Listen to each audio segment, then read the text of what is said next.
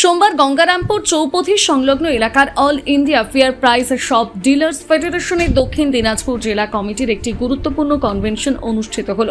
এই সভায় উপস্থিত ছিলেন সংগঠনের সর্বভারতীয় সাধারণ সম্পাদক বিশ্বম্বর বসু, গ্রামীণ রাজ্য সভাপতি কমলেশ ফৌজদার, জেলা সম্পাদক রতন ঘোষ, গঙ্গারামপুর থানা কমিটির সম্পাদক ওম প্রকাশ কানু এবং জেলা সহ সম্পাদক রাজেশ দাস সহ অন্যান্য বিশিষ্ট নেতৃবৃন্দ।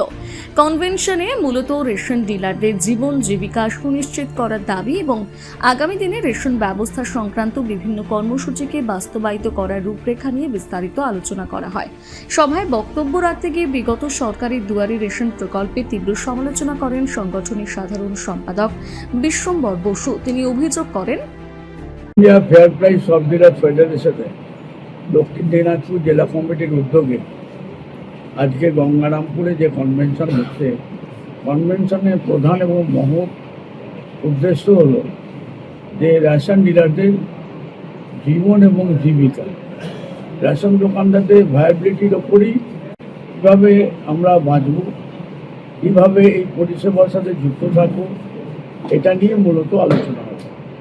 এই আলোচনার মধ্যে থেকে আগামী দিনের আমাদের তৃণমূল স্তর থেকে আন্দোলনের কর্মসূচি আমরা তুলে আনব, সেটারই পরিপ্রেক্ষিতে আজকের কনভেনশন। বিগত দিনের সরকার এবং এই সরকার দুয়ারে রেশন চালু করেছিল, সেই দুয়ারে রেশন নিয়ে আপনি কি বক্তব্য থাকবেন? বিগত সরকার একটা কর্পোরেট সেক্টরের প্রস্তাব অনুযায়ী বেআইনিভাবে ন্যাশনাল ফুড সিকিউরিটি আইনেও ছিল না, এসেনশিয়াল কমোডিটিস অ্যাক্টেও নেই, এই ধরনের একটা প্রকল্প চালু করে হাজার হাজার কোটি টাকা গভর্নমেন্টে নষ্ট করেছে, রেশন দোকানদারদেরও ক্ষতি করেছেন।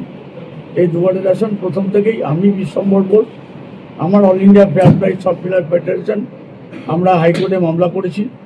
হাইকোর্টে সিঙ্গেল বেঞ্চ আমরা হেরেছিলাম, ডিভিশন বেঞ্চে জিতেছিলাম, কিন্তু জেতার সঙ্গে সঙ্গেই তদানীন্তন রাজ্য সরকার আমাদের বিরুদ্ধে সুপ্রিম কোর্টে মামলা করেছে। এই মামলায় আমাদের সাথে কেন্দ্রীয় সরকার 272 পাতার এফিডেভিট দিয়ে ওটা যে রাজ্য পশ্চিমবঙ্গ সরকারের বেআইনি কার্যকলাপ এটা লিখিতভাবে এফিডেভিট করেছেন। এছাড়াও মাননীয় সাংসদদের প্রশ্নের উত্তরে গত বাদল অধিবেশনে, তার আগেও অধিবেশনে, শীতকালীন অধিবেশনে, এই বাজেট অধিবেশন এবং শীতকালীন অধিবেশন আমাদের মাননীয় কেন্দ্রীয় খাদ্যমন্ত্রী শ্রদ্ধ প্রহ্লাদ ভেঙ্কটেশ যোশী তিনি প্রাঞ্জল ভাষায় বলেছেন যে পশ্চিমবঙ্গের এই প্রকল্পটা অত্যন্ত বেআইনিভাবে চলছে। আমরা সেটাও লোকসভা থেকে সংগ্রহ করে তার লিখিত বিবৃতি, প্রশ্নের উত্তরে লিখিত বিবৃতি সংগ্রহ করে আমরা সুপ্রিম কোর্টে সাপ্লিমেন্টারি এফিডেভিট করেছি। আমাদের মামলা শুনানি শেষ হয়ে গেছে, জাজমেন্ট রিজার্ভ আছে। যে কোনো দিন মহামান্য বিচারপতিরা, মহামান্য উচ্চ আদালতের বিচারপতিরা তারা রায় দেবেন, আমরা সেই রায়ের অপেক্ষায় আছি। এ বিষয়ে সংগঠনের গ্রামীণ রাজ্য সভাপতি কমলেশ ফৌজদার জানান, আজকে আমরা অল ইন্ডিয়া ডিলার ফেডারেশনের ডাকে দক্ষিণ দিনাজপুর কনভেনশন করছি। এই কনভেনশন উদ্দেশ্য হচ্ছে আমাদের রেশন ব্যবস্থা নিয়ে এবং রেশন ডিলারদের জীবন জীবিকার প্রশ্ন নিয়ে, যে বিগত দিনে রেশন ডিলাররা কীভাবে চলবেন এবং তাদের আয় যাতে সুনিশ্চিত একটা আয় চিন্তা ভাবনা করা যায়, তার জন্যই আজকে এই কনভেনশনের আলোচনা শুরু হবে। যে আমরা যে কমিশন পাই তাতে আমাদের ডিলারদের পরিচালনা করা সম্ভব না।